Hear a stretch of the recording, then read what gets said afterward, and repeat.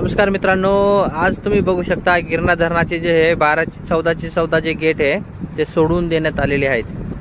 बघू शकता एकदम महापूर चालू आहे जोराचा आणि खूप जास्त पाणी चालू आहे।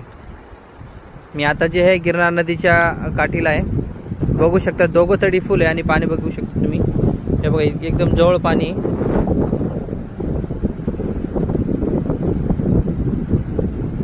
आणि वरती जे आहे मळगावचं जे आहे ना पूल बुडाला आहे।